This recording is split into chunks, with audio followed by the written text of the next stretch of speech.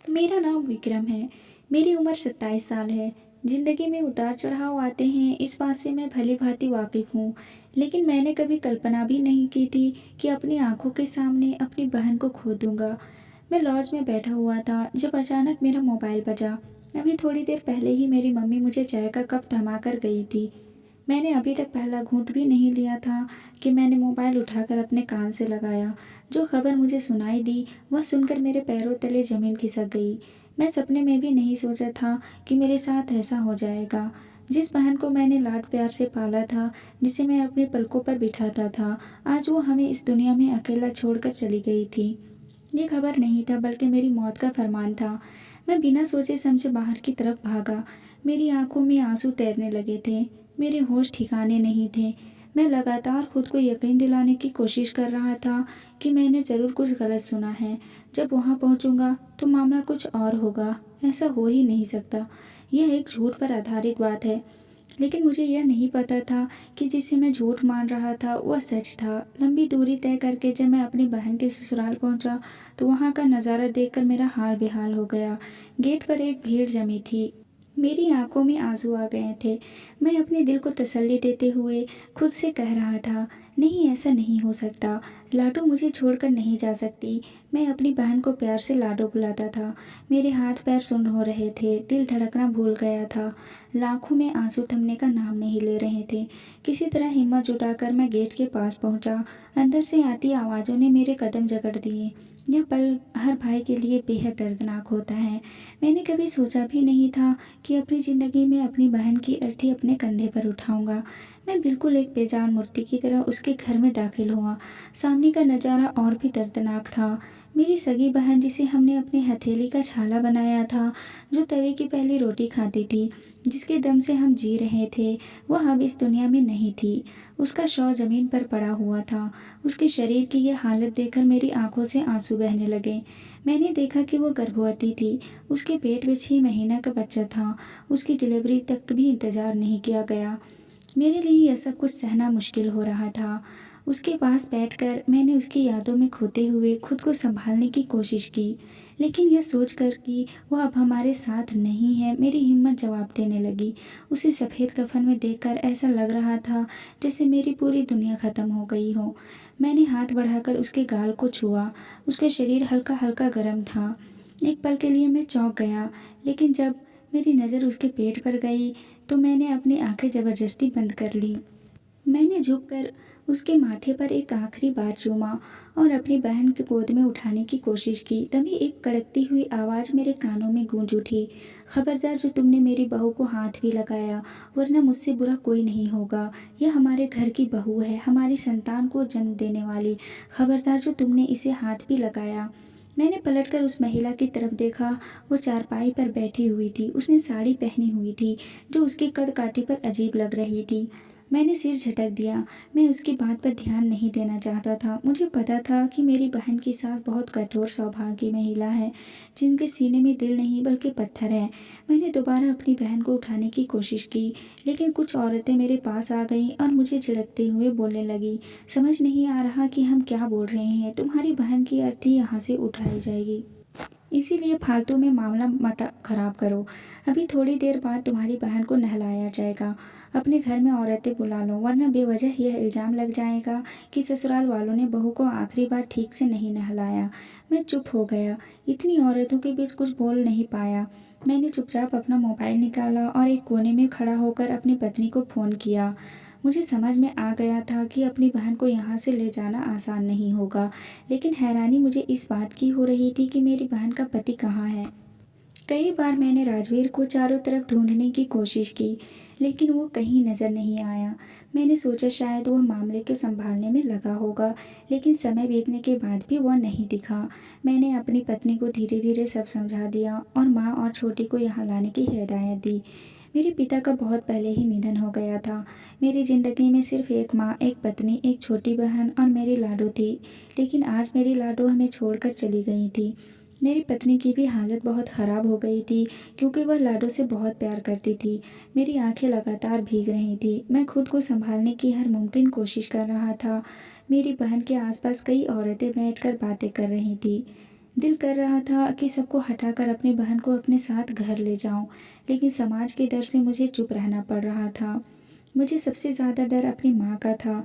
भगवान ना करे अगर उन्होंने मेरी बहन को इस हालत में देख लिया और उनका भी दम निकल गया तो मैं क्या करूँगा। इसलिए मैं यही दुआ कर रहा था कि सब कुछ ठीक हो और अब मैं किसी को नहीं खो सकता था। रोते रोते मैं ज़मीन पर बैठ गया। मैं अपने बाल नोच नोच कर रो रहा था। मुझसे बहुत बड़ी भूल हो गई थी। आज भी मुझे वह दिन याद है जब मेरी बहन रोते हुए मेरे पास आई थी। उस दिन इतवार था और छुट्टी थी। मुझे हमेशा लगता था कि लाडो बहुत लाडली है, इसलिए वो अपने घर को बसा नहीं पाएगी। माँ और मैं उसे हमेशा समझाते रहते कि हमें मेरी तरफ से कोई शिकायत नहीं चाहिए। तुम हमारे घर की लाडली हो लेकिन उनके घर की बहू हो। हर कदम संभल कर रखना। मेरी लाडो कई बार मुझसे कुछ बताने की कोशिश करती थी। उसकी आंखों में जो उदासी थी मैं उसे भांप लेता था, लेकिन यही सोचकर टाल देता था कि वो हमसे दूर है, इसलिए उदास है। लेकिन यही सच्चाई है, बेटी पराया धन होती है। एक दिन उसे अपने घर जाना ही पड़ता है। मैंने अपने उससे यह कहते हुए नहीं सुना कि वह क्या महसूस कर रही थी। न जाने वो मुझे क्या बताने की कोशिश करती थी। मैं उसे हर बार यह कहकर चुप कर देता था, गुड़िया ससुराल की बुराई नहीं करते। अच्छी बहू वही होती है जो ससुराल को मान सम्मान देती है, उनके बारे में गलत नहीं बोलती। अगर ससुराल वाले बुरा भी कहते हैं या डांटते हैं तो उसे सहन करती है। मेरी बहन हर बार यह सुनकर मुस्कुरा देती थी और चुप हो जाती थी। माँ भी उसके साथ ऐसा ही व्यवहार करती थी। हम बहुत साधारण लोग थे जो बेटी को अपने घर में ही देखना चाहते थे। समाज के दबाव के कारण हम बहुत मजबूर हो गए थे, लेकिन हमारी इस बेकार सोच ने मेरी बहन को छीन लिया था। थोड़ी देर बाद मेरी बहन के ससुराल का दरवाज़ा जोर से खुला। मेरी माँ, पत्नी और छोटी बहन रोते बिलखते घर में दाखिल हुए। घर के बाहर भीड़ देखकर वो समझ गए थे कि मामला गंभीर है। मेरी बहन गर्भवती थी। हम लोग इस वजह से हमेशा डरते रहते थे। माँ जैसे ही रोते बिलखते अंदर पहुंची तो सभी औरतें एकदम पीछे हट गईं। माँ का बस नहीं चल रहा था कि वो लाडो को झकझोर दें। माँ उसके पास बैठकर सिसकते हुए बोली, नहीं लक्ष्मी, तुम मुझे छोड़कर नहीं जा सकती। ऐसा कैसे कर सकती है मेरे साथ। मेरी गुड़िया उठ जा, तेरी माँ तेरे बिना कैसे जिएगी। लेकिन अब वो बहुत देर हो चुकी थी। हमने अपनी बहन की तकलीफ को समझने में बहुत समय लगा दिया था। समाज को ऊपर रखने के चक्कर में हमने अपनी बहन की कदर नहीं की थी। आज वो हमें छोड़कर चली गई थी। मेरी पत्नी की हालत भी बहुत ख़राब हो गई थी। छोटी तो रोते रोते एकदम बेहोश हो गई थी। मेरी छोटी बहन लाडो के सबसे ज़्यादा करीब थी। अपने दिल की हर बात उससे कहती थी। मुझे सबसे ज़्यादा चिंता उसकी हो रही थी। जब एक बहन इस दुनिया से जाती है तो दूसरी बहन अकेली रह जाती है। मेरी छोटी के साथ भी कुछ ऐसा ही हो रहा था। मैं तुरंत दीवानों की तरह अपनी छोटी बहन के पास पहुंचा। उसके चेहरे पर पानी डालकर होश में लाने की कोशिश की। थोड़ी देर बाद जब उसे होश आया तो वो रोते बिलखते मेरे सीने से लग गई।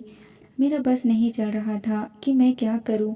दिल चाह रहा था कि मैं अपनी बहन को झकझोर उठाऊं और कहूं, तुम इस तरह हमें अकेला छोड़कर नहीं जा सकती। मैं तुम्हें इसकी इजाज़त किसी भी कीमत पर नहीं दूंगा। लेकिन शायद अब बहुत देर हो चुकी थी। अब कुछ भी नहीं हो सकता था। मेरी मम्मी की सांसें उखड़ने लगी थी। मैंने उन्हें तुरंत संभाल लिया। मेरी माँ और बहन की हालत बहुत ख़राब हो रही थी।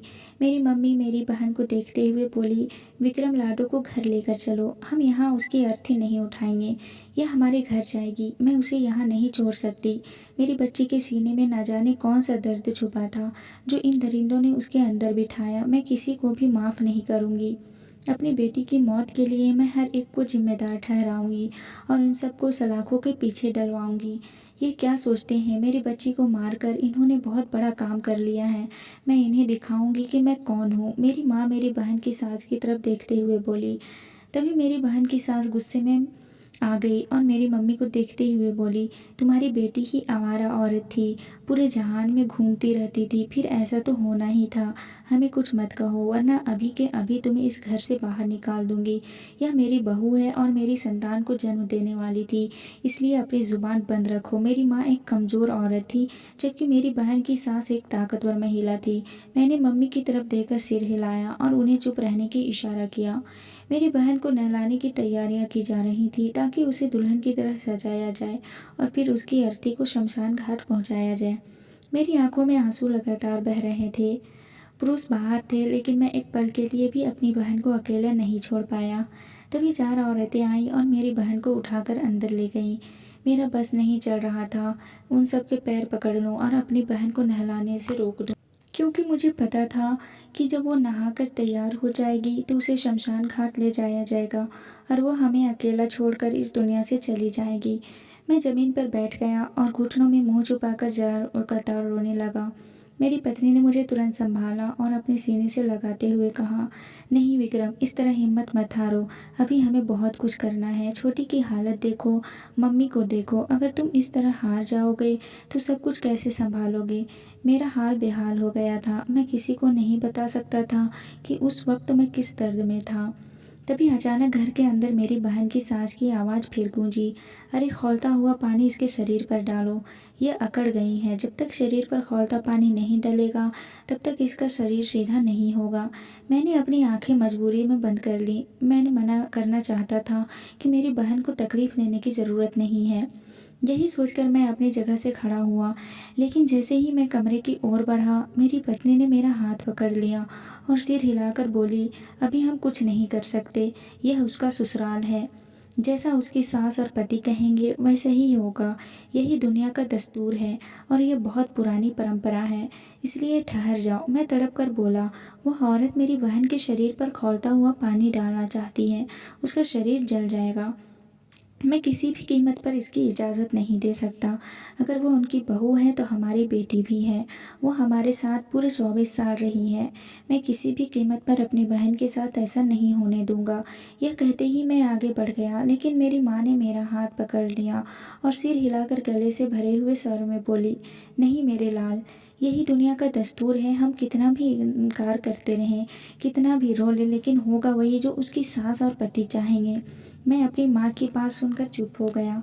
अचानक मैंने चारों ओर निगाहें घुमाकर राजवीर को ढूंढने की कोशिश की, लेकिन राजवीर मुझे कहीं भी नजर नहीं आया।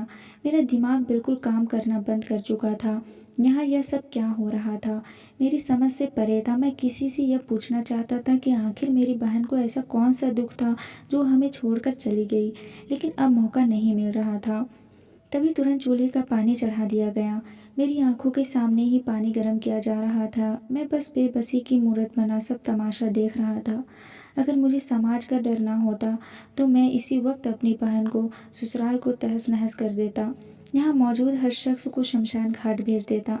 पूरे घर की ईंट से ईंट बजा देता। लेकिन मैं एक इज्जतदार घराने से ताल्लुक़ रखता था और मुझे पता था कि मर्यादा किसे कहते हैं। थोड़ी देर बाद ही पानी गर्म हो गया। उससे भाप और बुलबुले उठने लगे। पानी खौल चुका था और अब उस पानी को मेरी बहन के शरीर पर डालने की तैयारी की जा रही थी। मैं सिर हिलाकर दीवार की तरफ मुड़ करके खड़ा हो गया, क्योंकि मेरे अंदर इतनी हिम्मत नहीं थी कि मैं उस पानी को जाते हुए देख पाऊँ। अंदर मौजूद औरतों में से एक बाहर आई और मेरी बहन की सास के साथ अंदर चली गई। मैंने ज़बरदस्ती अपनी आंखें बंद कर ली और वहीं बैठ गया। अभी थोड़ी ही देर बीती थी कि अचानक अंदर मौजूद स्नान घर से चीख पुकार की आवाज़ें आने लगी। मैं हैरान रह गया कि यह अचानक क्या हुआ। मेरी बहन की सास इतनी जोर से चिल्ला रही थी कि मैं हैरानी के समुद्र में डूब गया। अंदर औरतों की आवाज़ें भी बहुत तेज़ थी, लेकिन सबसे ज़्यादा आवाज़ मेरी बहन की सास की थी। मैं, अम्मा, छोटी और मेरी पत्नी, हम सब स्नान घर के पास पहुंच गए। अचानक पर्दा हटा और मेरी बहन की सास दीवानों की तरह भागते हुए घर से बाहर निकलने की कोशिश करने लगी। मैं हैरान रह गया कि यह सब क्या हो रहा है। उसकी चीखों ने मेरे कान सुन कर दिए। वह दरवाज़ा खोलकर घर से बाहर निकल आई। हम सब सकते में आ गए। मेरी अम्मा, भाभी और बहन तीनों ही स्नान घर के अंदर गईं और कुछ ही पल बाद उनकी भी चीखने की आवाज़ें आने लगी। मैं और ज़्यादा हैरान हो गया कि यह सब क्या हो रहा है। मैं अंदर नहीं जा सकता था क्योंकि मुझे नहीं पता था कि मेरी बहन ने कपड़े पहने हुए हैं या नहीं। मैंने बाहर से ही चिल्लाकर पूछा, ये क्या हुआ? सब ठीक है? लाडो कैसी है? आप सब क्यों चीख रहे हैं? लेकिन मम्मी और छोटी से कोई जवाब नहीं मिला। अब पूरा घर चुप हो गया था। बाहर मौजूद सारे मर्द भी घर के अंदर आ गए क्योंकि औरतों की चीखों ने सबको डरा दिया था।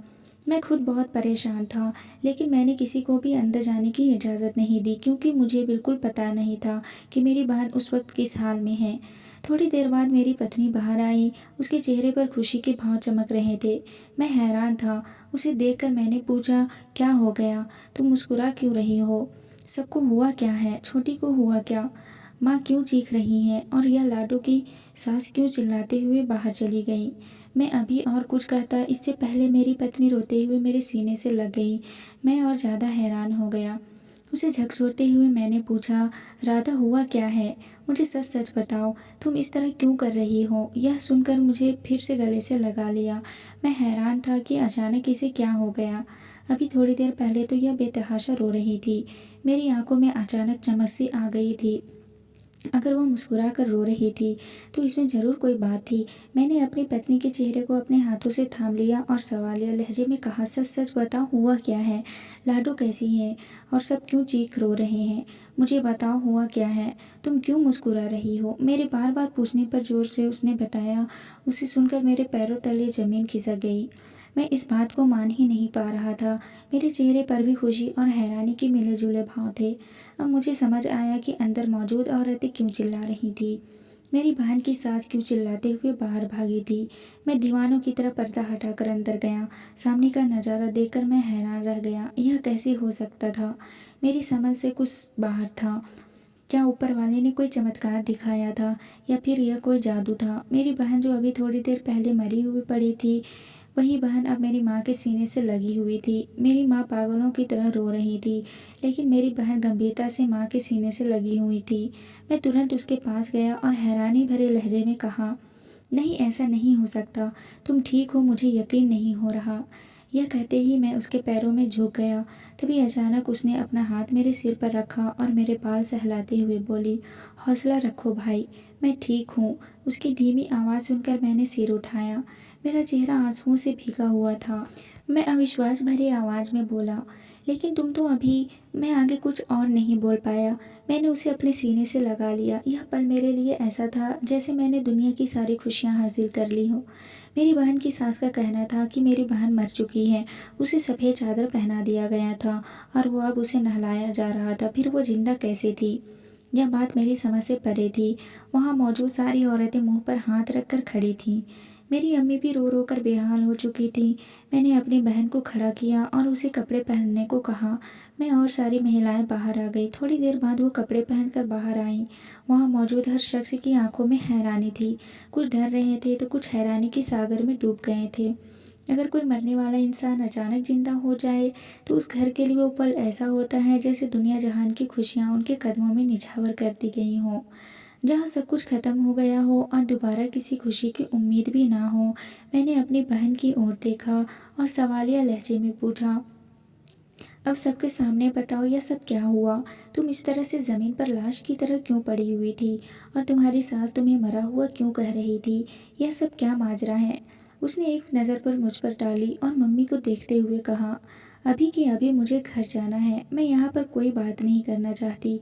यह कहते ही उसने सभी मेहमानों की ओर देखा और ऊंची आवाज़ में बोली, आप सबका बहुत बहुत शुक्रिया कि आप सब मेरे दुख में शामिल होने आए। लेकिन भगवान का शुक्र है कि मैं जिंदा हूँ, मुझे कुछ नहीं हुआ। और जिन्होंने ये अफवाह फैलाई थी, मुझे मारने की कोशिश की थी, जल्द ही वे आप सबके सामने बेनकाब हो जाएंगे। यह कहते ही उसने हमारी ओर देखा और चलने का इशारा किया। मेरा भी दिल अपनी बहन को वहाँ छोड़ने के लिए राजी नहीं था। अब मैं न समाज की परवाह करना चाहता था, न रिश्तेदारों की। मेरे लिए मेरी बहन सबसे ज़्यादा ज़रूरी थी। अगर उसे कुछ हो जाता तो हम कहाँ के रहते? उसके बिना हम कैसे ज़िंदा रहते? यही सोचकर मेरा तो दम ही सूख चुका था। मैंने इशारा किया और सब बाहर की ओर बढ़ गए। मुझे खुशी थी कि मारे रोना आ रहा था। दिल चाहता था कि मैं कुछ कर जाऊं, सबको बताऊं कि आज मैं कितना खुश हूँ। मेरी ज़िंदगी में खुशियाँ लौट आई हैं। यह एहसास ही मेरे लिए खुशी देने वाला था कि मेरी बहन जिंदा सलामत मेरे साथ है। एक लंबी दूरी तय करके हम घर पहुंचे। घर में दाखिल होते ही हमने लक्ष्मी को घेर लिया और उससे सवाल करने लगे कि यह सब क्या माजरा है? तुम्हारे साथ तुम्हारी सास ऐसा क्यों कर रही थी? उसका कहना था कि तुम मर गई हो, लेकिन उसने यह नहीं बताया कि तुम्हारी मौत कैसे हुई। और फिर जो बात मेरी बहन हमसे बतानी शुरू की, वह जानकर मेरे कदमों तले ज़मीन खिसक गई। मुझे आज अपनी किस्मत पर अफसोस हो रहा था कि मैं कितना बुरा भाई हूँ। मेरी बहन कितनी बार मुझे अपना दर्द बताने की कोशिश कर चुकी थी। उसने कई बार मुझे अपनी आपबीती बताने की कोशिश की थी, लेकिन मैं समाज की परवाह करते हुए हमेशा उसे चुप करवा देता था। लेकिन अब मैंने ठान लिया था कि मैं अपनी बहन के ससुराल वालों को किसी कीमत पर भी माफ़ नहीं करूँगा। इन लोगों की हिम्मत कैसी हुई कि उन्होंने मेरी प्यारी बहन के साथ ऐसा सलूक किया। अब मैंने समाज और रिश्तों को भाड़ में झोंक दिया था। अब मैं सिर्फ़ और सिर्फ़ अपनी बहन की परवाह करना चाहता था। मैंने तुरंत ही एक नामी वकील के संपर्क किया और तुरंत ही तलाक के पेपर तैयार करने का आदेश दिया। साथ ही बच्चे की कस्टडी के लिए भी केस करने का फैसला कर लिया, क्योंकि अब मैं किसी भी चीज़ को जोखिम नहीं लेना चाहता था। अपनी बहन की बातें सुनकर मैं इतना समझ गया था कि उसके ससुराल वाले इंसान नहीं बल्कि हैवान हैं। उनके सीने में दिल नहीं पत्थर है। मुझे यकीन नहीं हो रहा था कि कोई औरत इतनी कठोर दिल भी हो सकती है। चलो मेरी बहन तो उनके लिए पराई थी, लेकिन उसका अपना सगा बेटा, उसके आगे मैं कुछ सोच भी नहीं पा रहा था। मैंने मम्मी से साफ साफ कह दिया था कि मैं मर जाऊंगा लेकिन अपनी बहन को फिर से उस जहन्नुम में नहीं भेजूंगा। मम्मी ने भी कहा कि अब हम कोई ऐसी गलती नहीं करेंगे। सभी काम तुरंत शुरू हो गए। वकील अपना काम कर रहा था और मैं पुलिस के जरिए अंदर ही अंदर पूरी कहानी तैयार कर ली थी। अगर मैं उन लोगों के खिलाफ नहीं जाता तो वे हर आने वाली लड़की की ज़िंदगी बर्बाद करते ही रहते। लेकिन हमें नहीं पता था कि जैसा हम सोच रहे हैं वैसा नहीं है। जिस चीज़ को हम आसान समझते हैं वही कभी कभी हमारे लिए गले का तौक बन जाती है। सिर्फ 4 दिन बाद ही मेरी बहन की सास, उसका देवर और उसका जेठ हमारे घर पहुंच गए। आज भी मेरी बहन का पति नहीं आया था। घर के दरवाजे पर दस्तक हुई तो मैं ही दरवाज़ा खोलने गया। मैंने सोचा कि शायद दूध वाला आया होगा, लेकिन दरवाजे पर अपनी बहन के ससुराल वालों को खड़ा देखकर मेरा गुस्सा 7वें आसमान पर पहुंच गया। मैं उस औरत को देखते हुए गुस्से भरे लहजे में बोला, तुम्हारी हिम्मत कैसे हुई मेरे दर पर आने की? मैं तुम लोगों का खून पी जाऊंगा। तुम लोगों ने सोच भी कैसे लिया कि तुम यहाँ आकर मेरी बहन की मांग करोगी और मैं अपनी बहन को तुम जैसे जानवरों के हवाले कर दूंगा। मेरी बात सुनकर वो औरत मिमियाते हुए बोली, हमें माफ़ कर दो, हमसे गलती हो गई, अब हम दोबारा ऐसा नहीं करेंगे। मैं हैरान था कि वो ऐसा क्यों कर रही हैं, लेकिन मुझे समझ आ गया था कि इस तरह के रवैये के पीछे भी कोई बड़ी वजह थी। मेरी बहन गर्भवती थी और उनकी संतान पैदा होने वाली थी। यकीनन ये लोग मेरे खिलाफ कोई ना कोई सबूत इकट्ठा करने के लिए ही आए थे। अगर मैं इनके साथ बदतमीजी से पेश आता तो हो सकता था ये लोग इस चीज़ की वीडियो बना लेते या फिर किसी को अपने साथ लाकर मेरी ज़िंदगी को तबाह कर देते। इसी वजह से मैंने अपने गुस्से पर काबू पाया और महज एक नज़र इनके वजूद पर डालकर दरवाज़ा बंद कर दिया। मैं इन लोगों की बात भी सुनना नहीं चाहता था। दरवाज़ा बंद करते ही मैंने तुरंत पुलिस को फ़ोन कर दिया, क्योंकि ये लोग कोई आसान नहीं थे। मैं इतना समझ गया था कि जो इन्होंने मेरी बहन के साथ किया है उसके बाद तो मैं इन्हें बिल्कुल भी हल्के में नहीं लेना चाहता था। हालांकि ये लोग हमसे भी गरीब थे, इनके पास ना ज़्यादा माल और दौलत थी, ना ही कोई अक्ल, लेकिन फिर भी इनके पास ना जाने ऐसी कौन सी ताकत थी जिससे बलबुलाते ये लोग हर लड़की के साथ ऐसा सलूक करते जा रहे थे। मेरी बहन की शादी एक ऐसे घराने में हुई थी जो बहुत ही नीची जाति के थे और एक छोटे से इलाके में रहते थे। हम समझते थे कि ये लोग बहुत शरीफ घराने से ताल्लुक़ रखते होंगे, इनमें कोई चालाकी नहीं होगी। जिस पर मेरी बहन का रिश्ता आया था उस दिन उसकी सास ने मेरी बहन को अपने सीने से लगाकर हम सबके सामने यह बात जाहिर की थी कि वो बहू नहीं बल्कि बेटी को ब्याह कर लेकर जा रही हैं। हमारी लाडली को बिल्कुल कोई तकलीफ नहीं पहुंचाएंगी, बल्कि उसे सिर आंखों पर बिठाएंगी। लेकिन जो उसने मेरी बहन के साथ किया था वह याद करने पर रोंगटे खड़े हो जाते हैं। मैं तो हैरत में था कि यह लोग इस हद तक जा सकते हैं। थोड़ी देर बाद ही पुलिस की वैन आ गई थी और मेरी सोच के बिल्कुल मुताबिक वह दोनों भाई अपने अपने मोबाइल के कैमरे ऑन करके आए थे। पुलिस ने उन तीनों माँ बेटों को धर दबोचा और तुरंत ही उन्हें हवालात में डाल दिया। वे लोग हमें परेशान करने के लिए आए थे। असल में मेरी बहन का कहना था कि शादी की पहली रात से ही उसके साथ बदसलूकी शुरू हो गई थी। मेरी बहन का रिश्ता एक रिश्तेदार के ज़रिए हुआ था।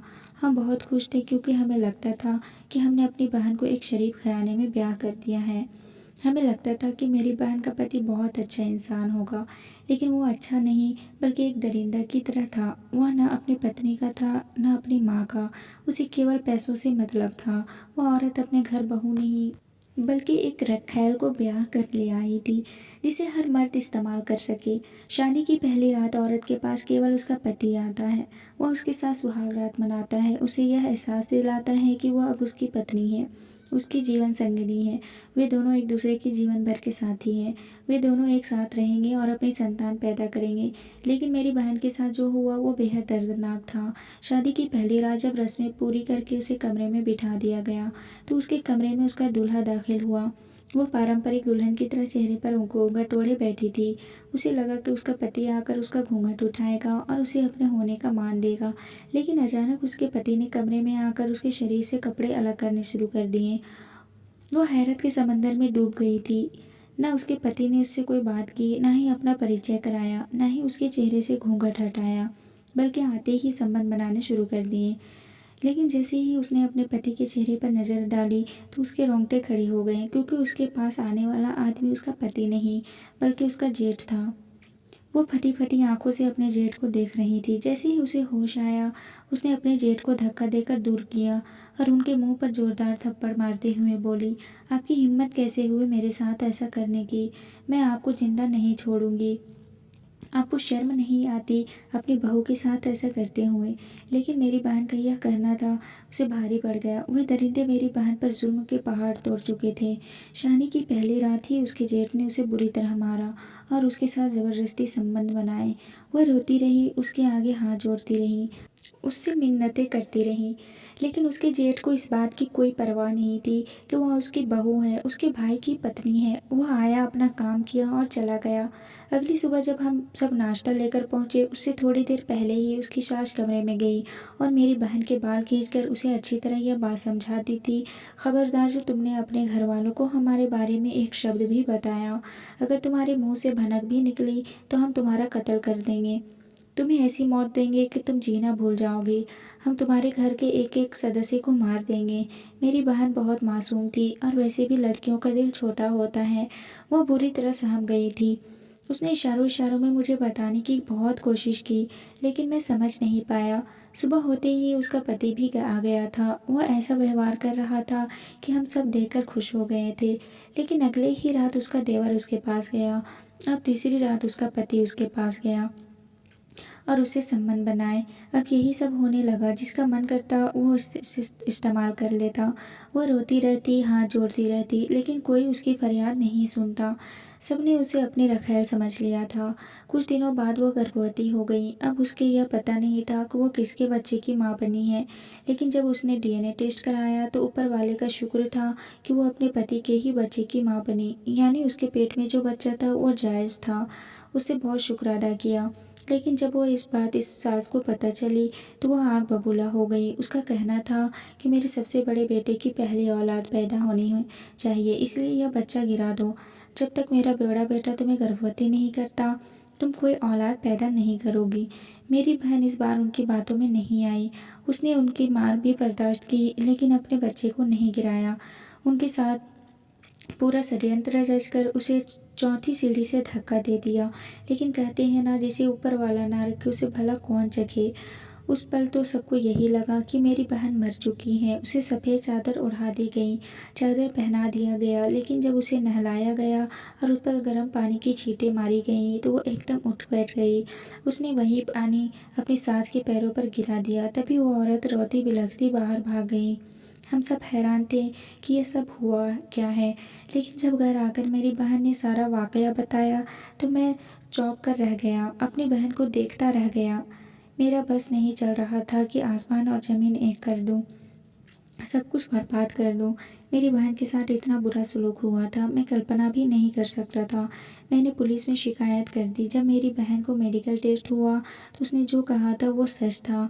उसके साथ 3 आदमियों ने दुष्कर्म किया था। मेरा दिल फटने के करीब आ गया था। एक भाई के लिए यह पल बहुत ही कष्टदायक होता है, लेकिन मैं आज भी ऊपर वाले का शुक्रिया अदा करता हूँ कि उसने मेरी बहन को ख़त्म नहीं किया, बल्कि उसने एक नई जिंदगी दी। उसे चौथी सीढ़ी से धक्का दिया गया था। अगर वक्त रहते उसने खुद को नहीं संभाला होता तो उसी पल उसके शरीर में जहर फैल सकता था और वो मर सकती थी। उसने 3 महीने बाद एक खूबसूरत सी बेटी को जन्म दिया। उसे गोद में लेते ही मेरी पूरी दुनिया पूरी हो गई। मैंने सोच लिया था कि मैं अपनी बहन की बेटी को पाल पोस कर बड़ा करूँगा और अपने हाथों से एक अच्छे घर में उसे विदा करूँगा। मैंने अपनी बहन से कहा था मैं तुम्हारी शादी करवा देता हूँ, लेकिन उसने मना कर दिया। वह शादी नहीं करना चाहती थी। वह अपनी बेटी के साथ एक अच्छी ज़िंदगी जीना चाहती थी। उससे शादी में विश्वास उठ गया था। उसे लगता था कि दुनिया का हर आदमी एक जैसा होता है, लेकिन मैं, माँ, छोटी बहन और मेरी पत्नी उसे समझाते रहते हैं कि ऐसा नहीं है। ज़िंदगी समस्याओं का नाम है, लेकिन समस्याओं से डर कर जीना नहीं छोड़ते। जो लोग मुकाबला करते हैं वही मुकद्दर का सिकंदर कहलाते हैं, और जो लोग डर कर जीना छोड़ देते हैं वे सिर्फ कायर के अलावा कुछ नहीं कहलाते। मैं आज भी ऊपर वाले से दुआ करता हूँ कि मेरी बहन की ज़िंदगी खुशियों से भरी रहे। हर बेटी को ऐसा पति मिले जो उसकी ज़िंदगी को संवार दे, ना कि उसे उजाड़ दे। दोस्तों, वीडियो कैसी लगी कमेंट करके ज़रूर बताएं। वीडियो को लाइक करें और चैनल को सब्सक्राइब करना ना भूलें। Thank you.